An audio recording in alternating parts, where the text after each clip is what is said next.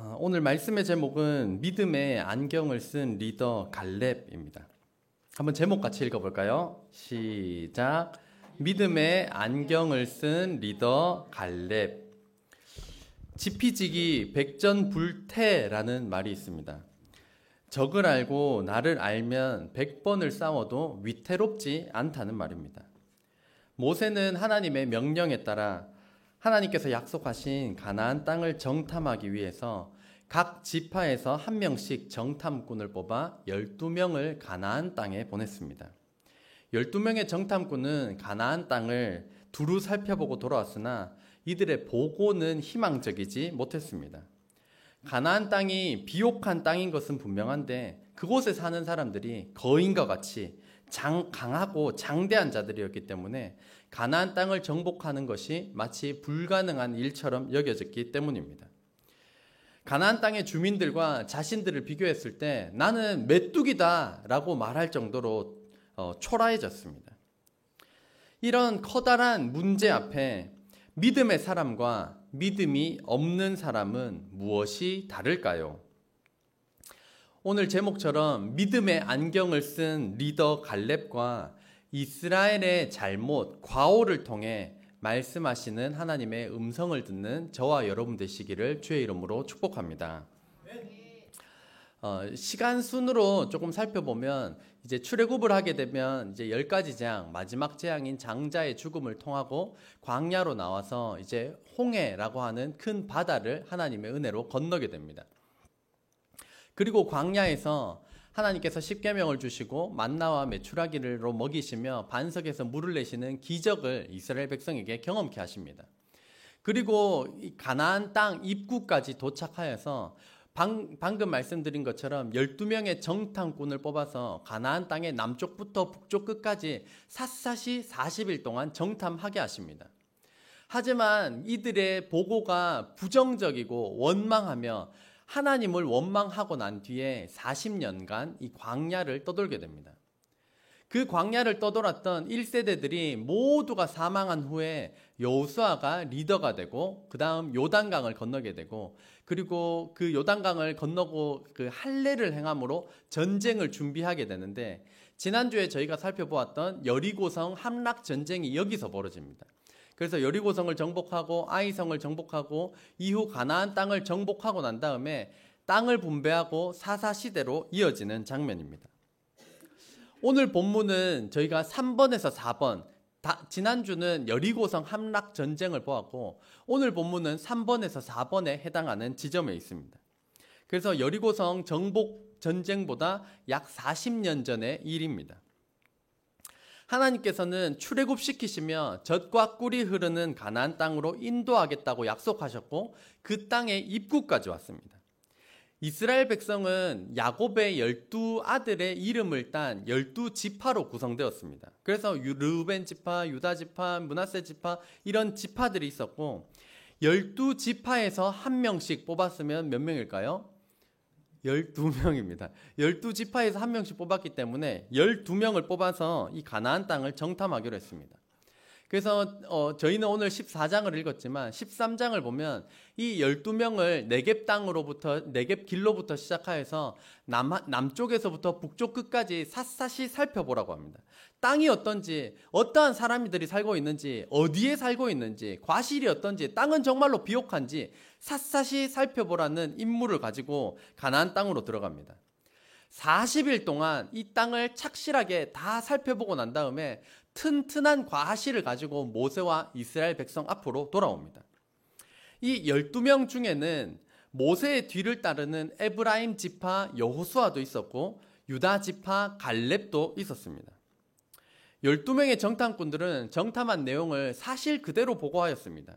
정말로 젖과 꿀이 흐르는 비옥한 땅이라는 것을 자기들 눈으로 직접 보았고 그 증거로 아주 튼튼한 튼실한 과일도 가지고 왔습니다. 그리고 여러 족속들이 살고 있었기 때문에 어느 족속이 어느 지역에 있는지 성이 높은지 낮은지 이런 것들을 다 관찰하고 돌아왔습니다. 가나안 땅의 거주민들이 매우 키가 크고 장대하고 튼튼하다라는 것까지도 다 보고했습니다. 12정탐꾼의 이 사실적 보고는 똑같았습니다. 그런데 문제는 같은 상황을 보고 왔는데 10명의 정탐꾼과 2명의 정탐꾼의 보고가 해석이 달랐다는 것입니다. 10명은 가나안 땅을 보고 오니까 이거 불가능하다. 우리가 이 땅을 정복하는 건 불가능하다. 저들 너무 강하다. 저들과 비교할 때 우리 메뚜기다. 밟혀 죽는다. 라고 해석을 하였고, 여호수아와 갈렙은 도리어 그들은 우리의 밥이다. 밥은 어떻게 하면 되나요?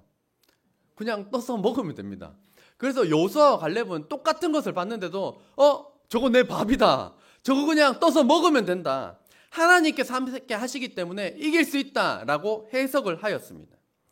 하지만 인간의 눈에는 10명의 정탐꾼이 해석한 내용이 더 일반적이었기 때문에 이스라엘 백성들은 10명의 정탐꾼의 내용을 받아들이고 난 뒤 14장으로 이어집니다.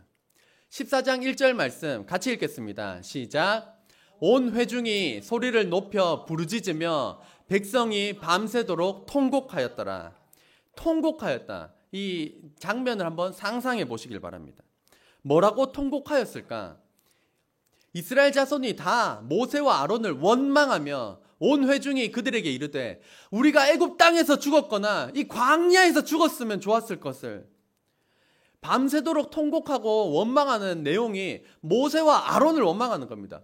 저놈들 때문에, 저 자식들 때문에 우리가 여기서 죽게 됐다. 차라리 애굽 땅에서 죽었거나 광야에서 죽는 게 더 나았겠다라고 원망을 합니다. 이 밤새워 목 놓아 소리 높여 통곡하였기 때문에 뭐 이 정도로 밉다 이런 게 아니었습니다. 땅을 치고 막 저놈들 때문이라고 막 원망하는 소리로 밤을 지새웠습니다. 3절 말씀을 보면 어찌하여 여호와가 우리를 그 땅으로 인도하여 칼에 쓰러지게 하려 하는가? 우리 처자가 사로잡히리니 애굽으로 돌아가는 것이 낫지 아니하랴. 밤새도록 원망하는 장면입니다. 광야에서 칼에 죽게 되었다고 원망을 합니다. 처자가 사로잡힐 수 있으니 애굽으로 돌아가는 게 더 낫다고 밤새도록 원망하였습니다. 그러면서 이에 서로 말하되 한 사람 한 사람이 말한 게 아닙니다. 서로 말하는 겁니다. 밤새도록 우리가 한 지휘관을 세우고 애굽으로 돌아가자. 그동안 우리를 인도했던 모세와 아론 치우고 다른 지휘관을 세우고 애굽으로 돌아가자.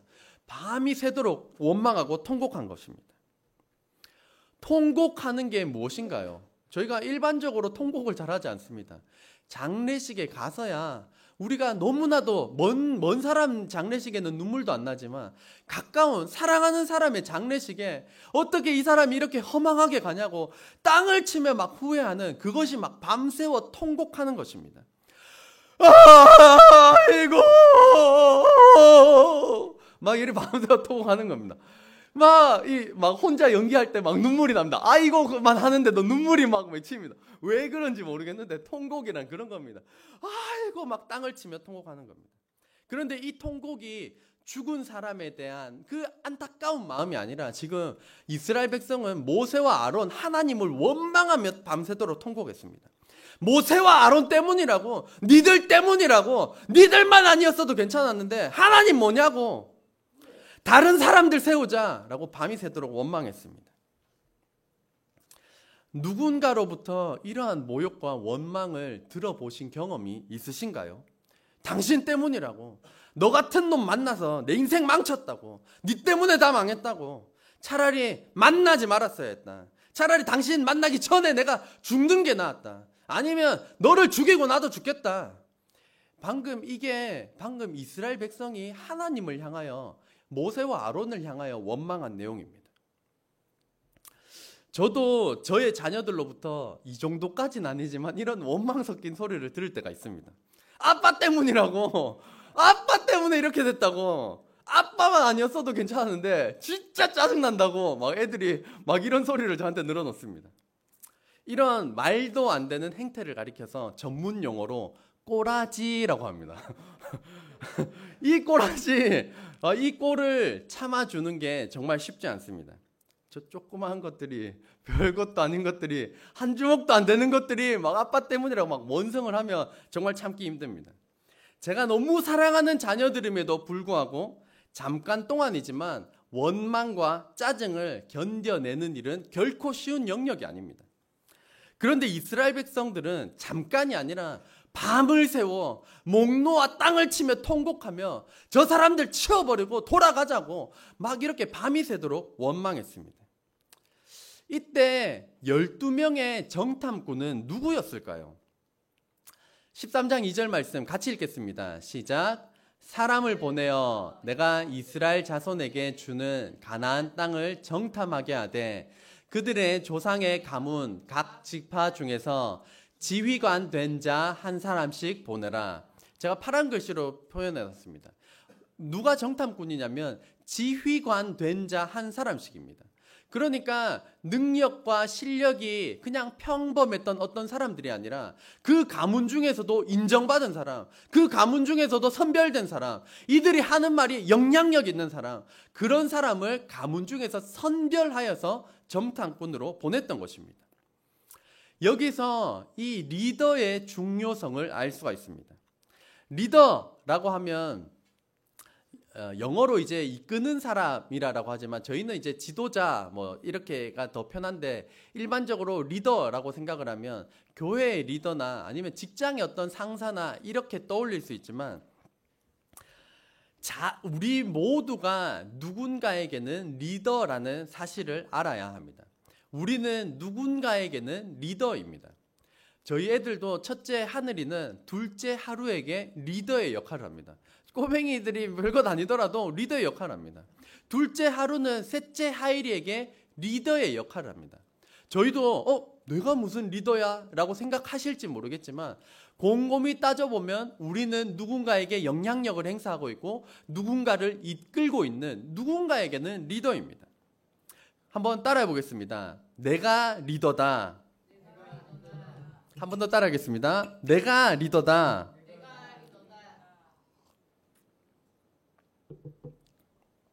그래서 나는 리더랑 상관없어 라고 생각하시면 말씀에서 배제가 되기 때문에 나도 누군가에게 영향력을 끼치는 리더다 라고 생각을 하시고 이 말씀을 한번 보도록 하겠습니다.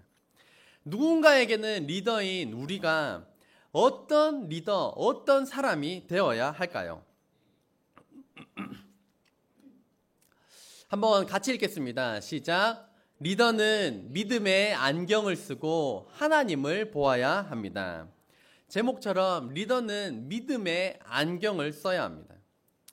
10명의 정탐꾼들, 다른 말로 10명의 선별된 리더들은 불신앙의 눈을 가졌습니다. 나머지 2명의 리더는 여호수아와 갈렙, 이들은 믿음의 눈을 지녔습니다. 그래서 믿음의 안경을 쓰고 하나님을 바라본 자들이었습니다. 이들은 똑같은 상황, 똑같은 사람, 똑같은 환경, 똑같은 과실을 보았습니다. 그래서 사실적으로 정말로 비옥한 땅이었고 과실이 좋았고 원주민들은 강한 사람들이었습니다. 그래서 10명은 사실적으로 저 사람들에 비교하니까 우리 메뚜기다 밟혀 죽겠다라고 하였고 여호수아와 갈렙은 똑같은 사람을 보았음에도 불구하고 믿음의 안경을 쓰고 상황 너머에 계신 하나님을 바라보았던 것입니다. 상황이 다른 것이 아니라 다른 사람을 보고 온 것이 아니라 똑같은 사람, 똑같은 환경을 보았음에도 불구하고 해석이 달랐다는 것입니다. 여호수아와 갈렙은 믿음의 안경을 쓰고 하나님을 바라보았습니다. 다수결이라고 하면 보통 뭐 먹을래 해서 막 사람이 더 많은 쪽, 어디 갈래? 사람이 더 많은 쪽. 우리가 이렇게 다수결에 익숙하긴 합니다. 하지만 다수결에는 분명히 함정이 있습니다. 만약에 이스라엘 백성들이 다수결로 결정을 했다라면 오늘 본문의 모세와 아론, 여호수아와 갈렙은 돌에 맞아 죽었을 것입니다. 새로운 지도자를 세워서 애굽으로 돌아갔을 것입니다. 그렇지만 우리가 반드시 기억해야 할 것은 하나님의 일은 다수결이 아니란 사실입니다. 우리는 하나님의 말씀을 따르는 사람들입니다. 그래서 세상에서는 이런 거 저런 거에 대해서 예스, 다 괜찮아, 야 우리 다 하는데 즐겨, 다 예스라고 할 때에도 하나님의 말씀에 NO라고 하면 우리는 NO를 지켜나가는 그리스도인입니다. 교회 안에서도 마찬가지로 다수결이 항상 옳은 것은 아닙니다. 침례교회가 회중 정치라고 하여서 성도님들의 의견을 매우 중요하게 여기지만 그럼에도 성경적인 것이 아니라면 아무리 사랑하는 성도님의 의견이라 할지라도 그렇게 할 수는 없습니다. 반면에 누가 봐도 무리이고 누가 봐도 비현실적이라 할지라도 그것이 성경적인 일이라면 우리는 그 무모함에 사명감을 가지고 순종할 것입니다. 여호수아와 갈렙은 믿음의 안경을 쓰고 하나님을 바라보았습니다. 안경을 쓰신 분들이 많이 있지만 만약에 이 안경에다가 파란색 셀로판지를 붙이면 온 세상은 파랗게 보입니다. 빨간색 셀로판지를 붙이면 모든 것이 온통 빨갛게 보입니다. 불신의 안경을 쓰면 온 세상은 불신할 것들로 넘쳐나게 되고 불평의 안경을 쓰고 세상을 바라보면 다 불평거리입니다. 하지만 믿음의 안경을 쓰면 우리는 모든 것을 믿음으로 해석할 수가 있습니다. 사랑하는 성도 여러분, 문제를 보십니까? 아니면 문제 너머에 역사하시는 하나님을 보십니까? 상황을 보며 한숨만 쉬십니까? 아니면 상황 너머에 역사하시는 하나님을 보십니까? 인생은 한번 같이 읽겠습니다. 시작. 인생은 믿음의 안경을 쓰고 믿음으로 해석해야 합니다. 너무 중요한 거니까 한 번 더 읽겠습니다. 시작. 인생은 믿음의 안경을 쓰고 믿음으로 해석해야 합니다. 그래서 믿음으로 해석해야 하고 과거에 있었던 일들을 믿음으로 재해석하는 과정이 우리에게 필요합니다. 12명의 정탐꾼은 똑같은 것을 보았지만 해석이 달랐습니다. 따라서 인생은 어떠한 사건이 있었냐는 것보다 더욱 중요한 것이 그것에 대한 믿음의 해석인 것입니다. 훨씬 더 부정적인 상황 가운데서도 감사하는 사람이 있는가 하면 원망할 거리가 없어 보이는 사람이 불평과 원망이 가득한 사람도 보게 됩니다. 인생은 해석입니다. 돌이켜보면 그 과정, 그 사건, 그 사람을 통해서 나를 다듬어 가시는 그 하나님을 발견할 수가 있습니다. 믿음의 안경으로 재해석해내지 못한다면 여전히 불평불만으로 단순히 재수 없었다고 왜 나한테만 이러시냐고 그릇되게 해석할 수가 있습니다. 믿음의 안경을 쓰고 인생을 믿음으로 해석함을 통하여서 버릴 것이 없는 복된 인생, 그 순간 그 과정을 통해 우리를 다듬어 가시는 하나님을 경험하는 저와 여러분 되시기를 주의 이름으로 축복합니다. 이스라엘 백성들이 밤새워 통곡하고 원망할 때도 여호수아와 갈렙은 그들은 우리의 밥이라고 정복하러 가자고 하였지만 이스라엘 백성들은 도리어 돌을 들어 그들을 죽이려고 하였습니다. 그때 하나님의 영광이 백성 가운데 나타남으로써 죽음을 면하게 됩니다. 밤새도록 통곡하고 원망한 소리를 들으신 하나님께서는 분노하셨습니다. 하나님을 믿지 못하고 멸시하고 무시하는 이 이스라엘 백성들을 전염병으로 다 쓸어버리고 모세를 통하여서 새로운 민족을 만들겠다고 하셨습니다. 그때 모세는 하나님께 간절히 기도드렸습니다. 여기서 하나님께서 이스라엘을 멸망시키시면 세상 족속들이 말하기를 하나님이 능력이 없나 보다, 하나님이 힘이 없나 보다, 그래서 가나안 땅으로 인도하지 못하는가 보다, 이렇게 하나님의 이름에 오명을 쓰게 될 것이기 때문에 노하기를 더디하시며 사랑으로 죄와 허물을 용서하신 하나님께서 큰 권능을 베풀어 달라고 간절히 기도드리고 난 다음에 오늘 본문으로 이어집니다. 그래서 모세의 기도를 들으시고 하나님께서 말씀하십니다. 같이 읽겠습니다. 시작. 여호와께서 이르시되 내가 네 말대로 사하노라. 모세의 기도를 들으시고 하나님께서 네 말대로 네가 기도한 대로 내가 라고 말씀하셨습니다. 그래서 간절한 기도는 능력이 있습니다. 한번 같이 읽겠습니다. 시작. 간절한 기도는 능력이 있습니다. 이 모세의 간절한 기도를 들으시고 하나님께서 역사하셨기 때문입니다. 기도는 간절히 드려야 합니다. 기도는 대충 드리는 것이 아닙니다. 기도는 간절히 애타는 마음으로 때로는 금식하며 간절히 기도해야 합니다. 부르짖어 기도하는 것입니다. 하나님 아니면 안 된다는 그 일사각오의 마음으로 부르짖어 기도하는 것입니다. 기도와 관련된 영어 단어 중 하나가 cry out입니다. cry out, 부르짖다라는 뜻인데 이 cry out은 그 어미새가 이 나무에다가 둥지를 텄는데 날지 못하는 새끼들이 거기에 가득 있는데 구렁이가 나무를 타고 이렇게 올라올 때 구렁이를 쫓기 위하여서 내 새끼들을 살리기 위하여서 날개짓을 하면서 막 소리 지르는 것, 그것을 가리켜서 cry out이라고 합니다. 목이 터져라 부르짖는 것이 기도의 한 모양으로 주어졌습니다. 때로는 침묵해야 될 때가 있습니다. 침묵 기도가 있을 것입니다. 작은 소리로 읊조려서 기도해야 될 때가 있을 것입니다. 하지만 기도의 원형 중 하나, cry out, 부르짖어 기도하는 영성이 회복되는 저와 여러분 되시기를 주의 이름으로 축복합니다. 또한 기도는 나의 욕심이 아니라 하나님의 영광에 초점이 맞추어지는 것, 기도를 통해서 하나님의 영광으로 초점이 맞추어지는 과정입니다. 모세가 하나님께서 너를 통해서 새 민족을 이루겠다라고 말씀하셨을 때 하나님 좋습니다. 이스라엘 백성들 다 멸망시키고 나를 통해서 새로운 민족을 이끌어 주시옵소서, 그렇게 기도하지 않았습니다. 그런 욕심의 기도가 아니라 하나님의 이름에 오명이 씌워질 것이 두려워 하나님의 영광을 위하여서 모세는 기도드렸던 것입니다. 간절히 기도하시되 또한 그 모든 기도 제목이 단순한 나의 욕심을 채우기 위한 것을 넘어서서 하나님의 영광을 위해 기도하므로 기도 응답을 경험하는 저와 여러분 되시기를 주의 이름으로 축복합니다. 그 원망하는 이스라엘 백성들에게 하나님께서는 40일 동안 정탐한 날 그 한 하루를 1년으로 계산하여서 40년 동안 광야를 돌게 하시면서 그 당시에 20세 이상 되었던 자들은 이 40년 광야 생활 동안에 다 죽게 하십니다. 20세 미만이었던 자들만 이 가나안 땅으로 인도하여 드리겠다라고 말씀하셨는데 예외가 두 사람이 있었습니다. 바로 여호수아와 갈렙이었습니다.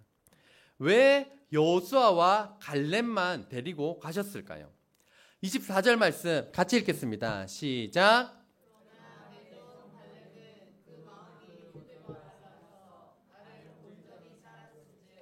그가 갔던 땅으로 내가 그를 인도하여 드리리니 그의 자손이 그 땅을 차지하리라. 아멘. 여호수아는 모세의 후계자로 지목되었기 때문에 이런 내용들이 나오지 않지만 갈렙은 왜 들어가게 되었냐? 나를 온전히 따랐다라고 하나님께서 말씀하십니다. 하나님께서 갈렙은 나를 온전히 따랐기 때문에 가나안 땅으로 드린다라고 했을 때 온전히 따랐다라고 할 때 영어 단어가 wholeheartedly라는 것입니다. whole이라고 하는 것은 전부, 모두란 뜻이고 heart는 우리 심장입니다. 마음입니다. 그러니까 전부 마음을 담아 내 심장을 다해 하나님을 따랐다. 그 사람이 바로 갈렙이다라고 말씀하셨습니다. 하나님을 전적으로 신뢰하는 것. 갈렙은 하나님을 전적으로 신뢰하였다. 그것은 약속의 말씀을 전적으로 신뢰하였던 것입니다. 한번 따라해 보겠습니다. 약속의 말씀을 전적으로 신뢰하자. 노아의 때 하나님께서 경고하셨습니다. 하지만 사람들은 일어나지 않을 거라고 예상했던 이 전 지구적인 홍수가 이 땅 가운데 일어났었고, 소돔과 고모라 때에도 이 땅이 멸망하지 않을 거라고 했지만 하나님께서는 유황과 불로써 이 그 소돔과 고모라 땅을 멸망시키셨습니다. 장차 성경에 예언된 대로 마지막 때에는 전쟁과 지진, 기근이 있을 것이고 하늘의 권능들이 흔들리면서 마지막 날에 천사장의 나팔 소리와 함께 예수님께서는 하늘로부터 강림, 재림한다고 말씀하십니다. 믿는 자들을 영원한 천국으로, 믿지 않는 자들을 영원한 지옥으로 심판주로 다시 이 땅에 오신다고 약속하셨습니다. 이 약속의 말씀을 꽉 붙들고 살아가는 저와 여러분 되시기를 주의 이름으로 축복합니다. 그래서 이번 주가 특별히 명절입니다. 어떤 거 먹을까? 어디를 갈까? 연휴가 기네. 어디를 놀러 갈까? 그것만 생각하는 것이 아니라 정말 우리 가족 가운데, 우리 친척들 가운데 여전히 교회를 다니지 않고 예수님을 믿지 않고 예수님을 모르는 자들에게 우리가 이 갈렙과 같이 하나님을 온전히 따르는 것, 정말로 확실하게 믿음으로 나아가는 것, 이 믿음을 가지고 시간이 되고 때가 되면 정말 교회 자랑도 부지런히 하시고 예수님 자랑을 부지런히 하셔서 죄인된 내가 예수님을 믿음으로 구원받았다라는 그 기쁜 소식, 그 복음을 증거하는 이 명절 되시기를 주의 이름으로 축복합니다. 단순히 살만 쪄서 오는 그런 시간이 아니라 이 정말로 사랑하는 가족과 친척들을 위해 마음을 다해 복음을 전하고 교회 자랑하고 예수님을 전함으로 이 천국 잔치가 벌어지는 이 명절 되도록 말씀도 전하시고 기도로 나아가는 저와 여러분 되시기를 주의 이름으로 축원합니다. 기도하겠습니다.